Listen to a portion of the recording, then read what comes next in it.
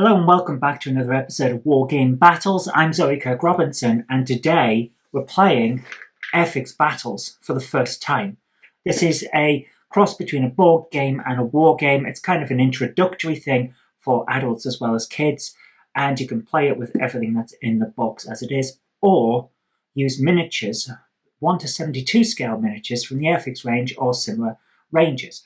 But we're going to be playing it as is, as provided in the box, to see just how the game plays and whether I'm going to get into actually building a collection of 1 to 72 scale World War II people so that I can play it in a more traditional style. Let's get into it!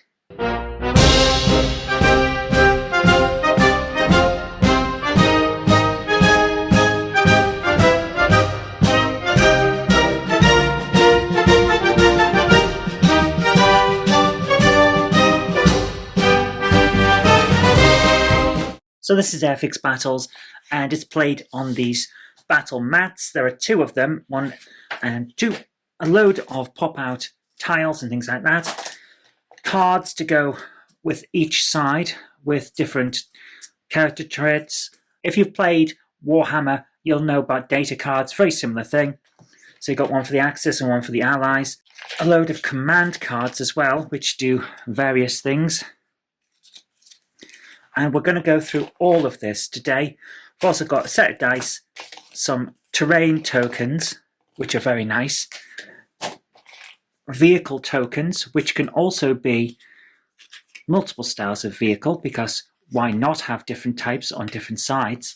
And then these ones, which have explosions on them, are also your counters for the various members of your team, various factions, and different sizes for different types of people. So it's very interesting. It's got a lot going on, and let's see how it comes together.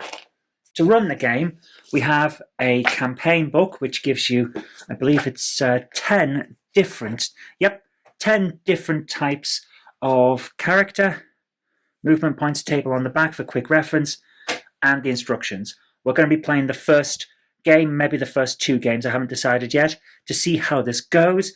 I'm going to be learning as we go along with you guys, and we're going to make a decision on whether it's worth continuing or if this is something that I'm going to put aside and go for something like bolt action instead. So the game is now set up, and if you hear any background noise, that's my cat.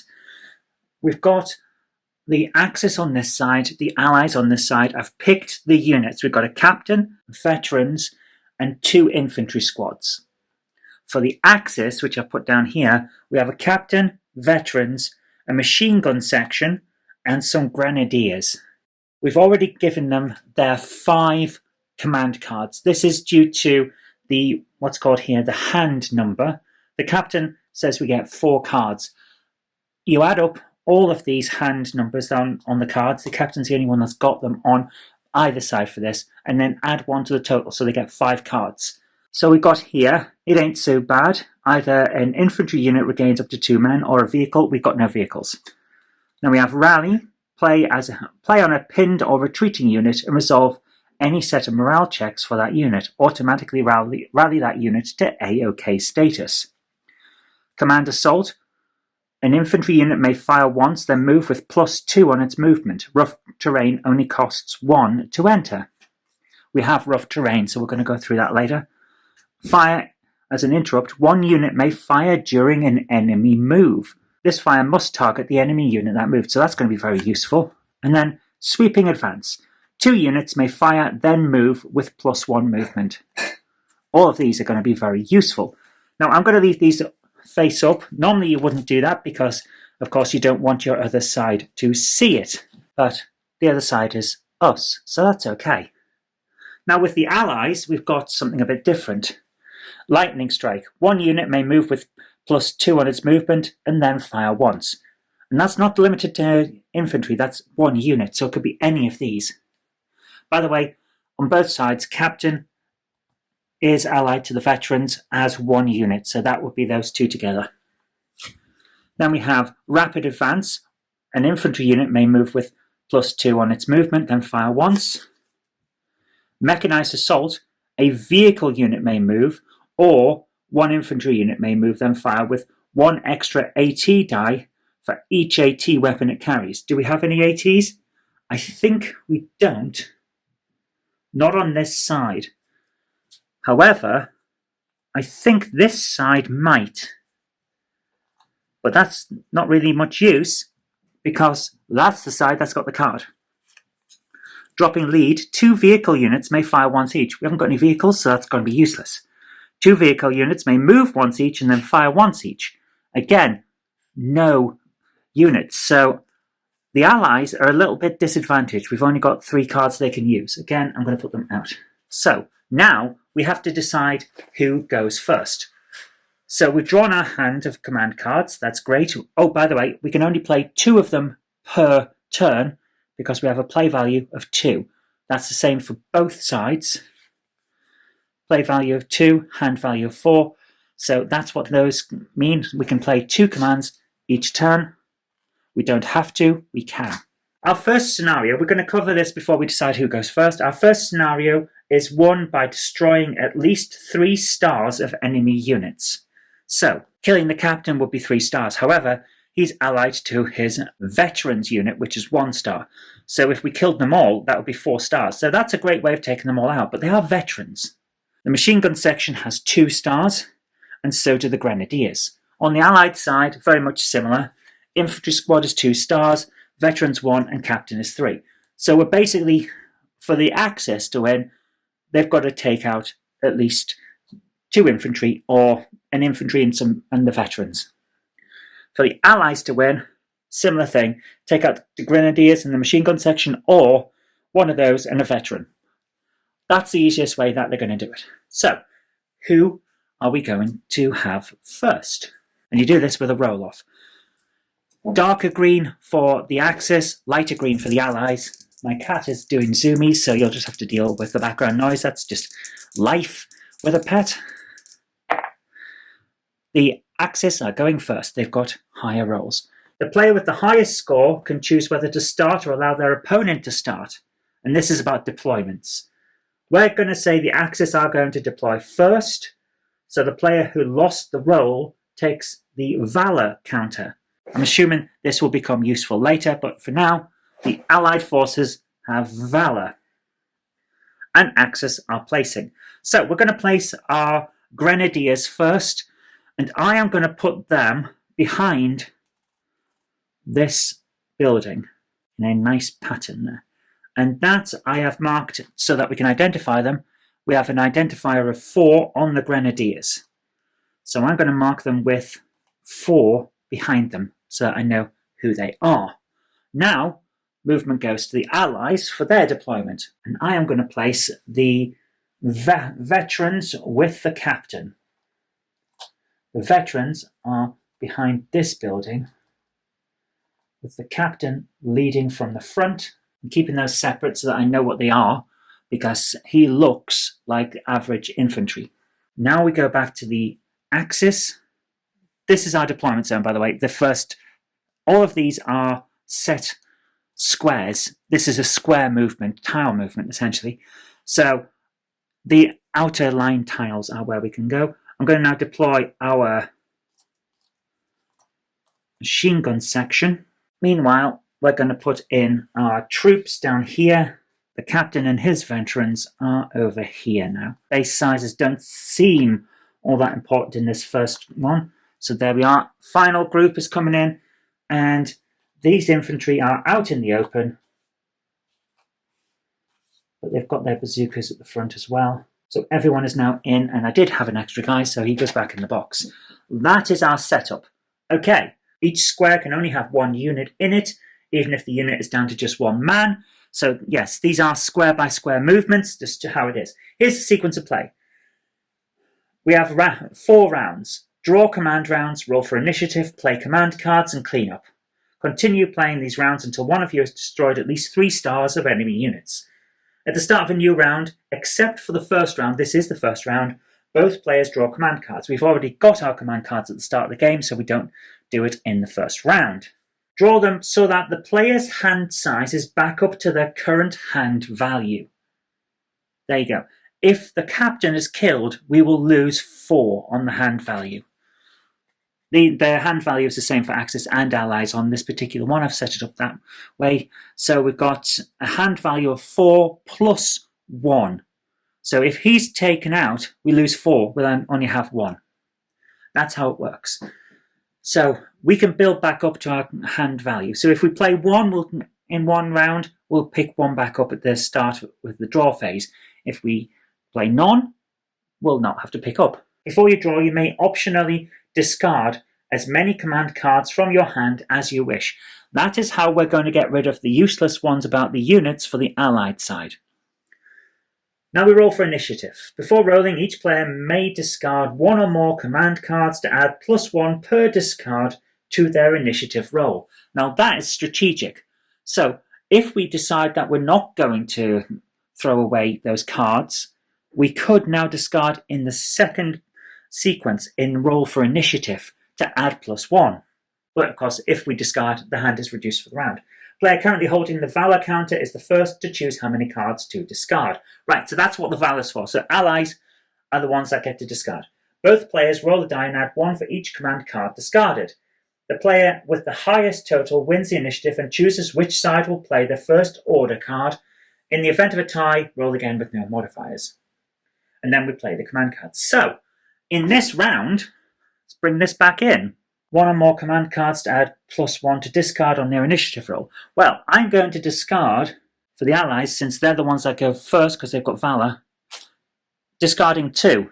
Put those to one side to get +2. Axis are not going to discard any because they're actually quite useful. So, let's roll initiative and decide who gets to play first. Okay, I didn't need to discard any because the Allies have rolled higher anyway, but essentially 4 plus the 2, 6 against 3, so Allies get to decide first. In the event of a tie, roll again with no modifiers. No, that's not a problem. Player with the highest total wins the initiative and chooses which side will play the first order card. Now we play the command cards. Command cards come in 2 varieties, orders and interrupts. Players take turns to play an order, or alternatively may pass. If you have played a number of orders equal to your force's play value, remember that is 2, then you must pass. Once you have passed, you may not play any more orders. You may still play interrupts. If both players pass, the round ends. So, Allies get to go first. They will be playing a special order of 1 unit may move with +2 and then fire once. We're going to play it on those guys, because the other ones we've got are for infantry units, but I want to make sure that these guys can move a bit further to try and take out some of those guys over there. I think the machine guns will be particularly bad, so I want to get these guys into a position where they can pin behind a building and then attack. Now the Axis get to decide. They're also going to do this. They're going to play a sweeping advance, which is a special order. 2 units may fire, then move. No, we're not going to do that. Why would we not do that? I don't think we're in firing range yet. So we're not going to play that. They're not going to play any cards, because there's our fire, then move. And I don't think we're in firing range. So the Axis aren't playing any cards. However, the Allies are. They're going to play, again, we can play up to 2 because that's our play value. 1 unit may move, then fire with +2. 1 unit may move with +2 and then fire once. And I'm going to play it on this one. Again, I want to try and get those guys into an area that has a good chance of us doing some good damage. So let's do this. A unit can't be given more than 1 order, but can still play interrupts. Now, we could try and use the Axis to play interrupts, because the Axis turn is still going. But, again, I don't think we're going to be in firing range, so I'm not going to play anything yet. So they're passing, but they've already passed on orders, so they couldn't have played orders, they could only play interrupts. Play now moves back over to the Allies. They are not playing anymore. They haven't got anything they can play. so they're passing 2. This ends the round.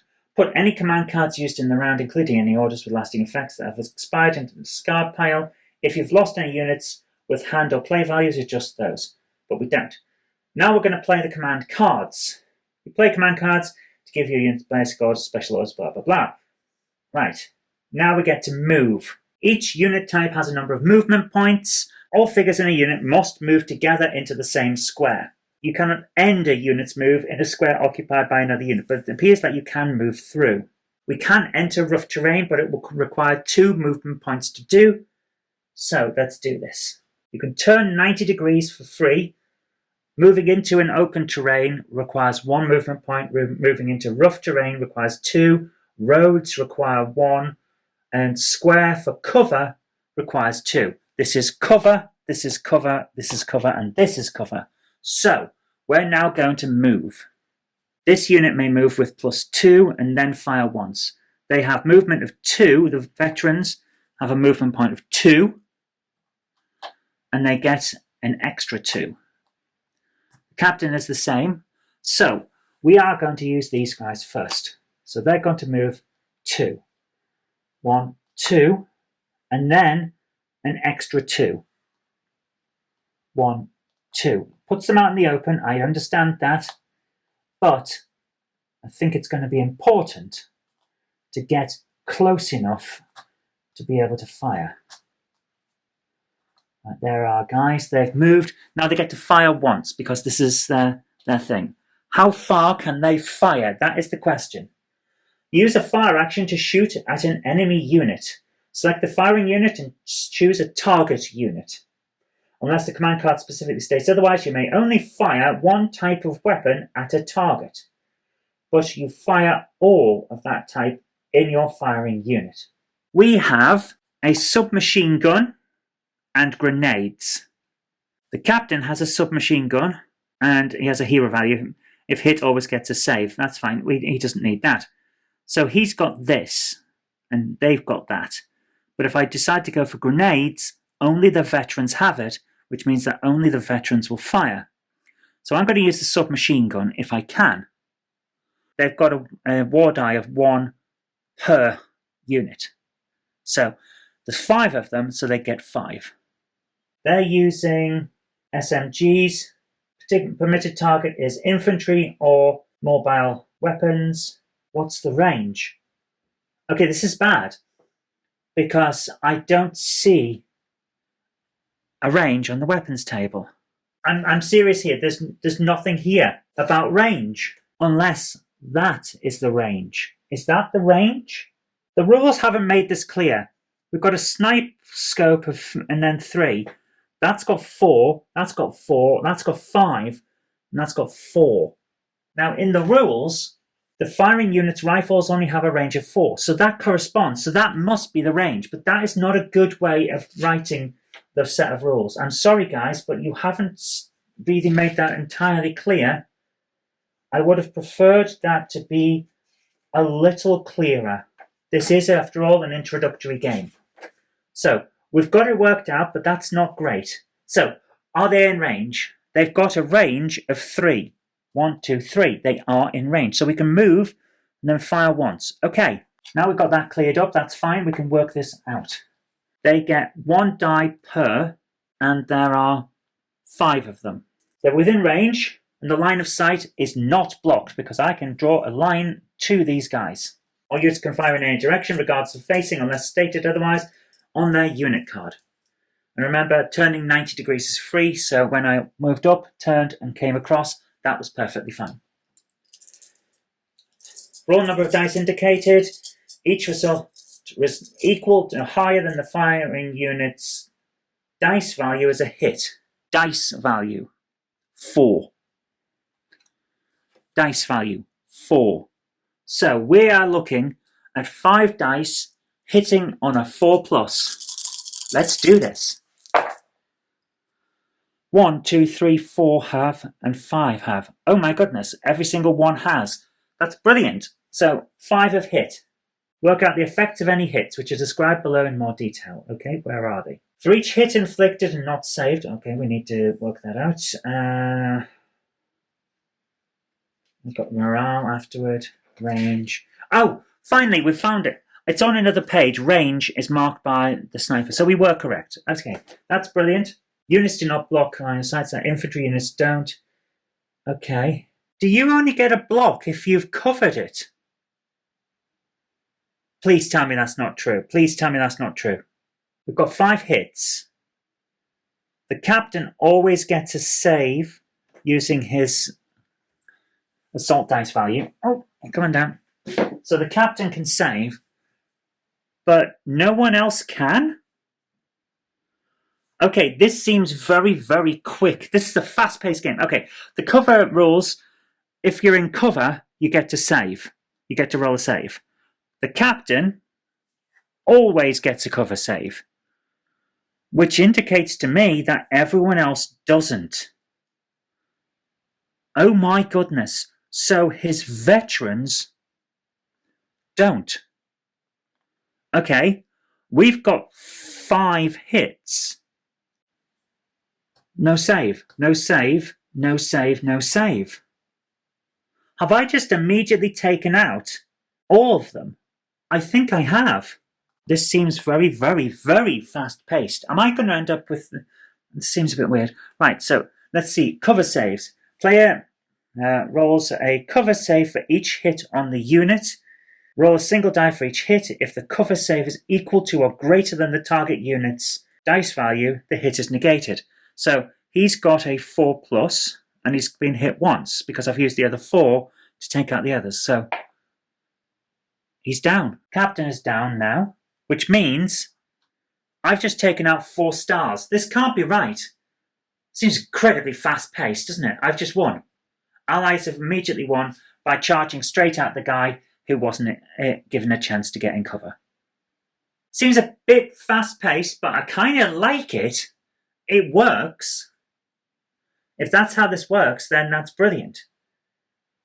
But that feels quite bad. For each hit inflicted and not saved, the defending player chooses and removes a figure. Each time an infantry unit takes a casualty, place the lost figure off the map next to its unit card, so you can keep track of how many men from each unit have been killed. Okay, if a commander is assigned to a unit or forms a unit himself with attachments, he takes no hits until the other figures in the unit have been eliminated. There we go. We never even got into morale checks or anything like that. Okay, we've just won. Allies have definitely just won. Allied victory. Hooray! Wow, fast-paced. With the benefit of hindsight, I probably should have used that ability, the interrupt, where they could have fired while the guys were moving. And then we would have had a different result because some of those guys would have been probably taken out. They're not in cover either. Ah well, you live and learn, and we will be playing this again. So there we go, that's Airfix Battles, and I enjoyed that. Like I said at the start, it is very much a cross between a board game and a war game in the traditional sense. And to be honest with you, it's not too bad to pick up. It's very easy to play, quick and easy to understand. I enjoyed it, and I think we're going to play some more. Definitely going to add to my collection of 1 to 72 Airfix kits, which I've been building since I was a kid, because I think this will be even better if we replace the tiles and tokens with some actual minis. But that's all I've got time for today, so thank you so much for joining me. I hope you have enjoyed it as much as I've enjoyed playing it. But until next time, I've been Zoe Kirk Robinson. You've been watching Wargame Hammer. Take care. Happy gaming. Bye for now.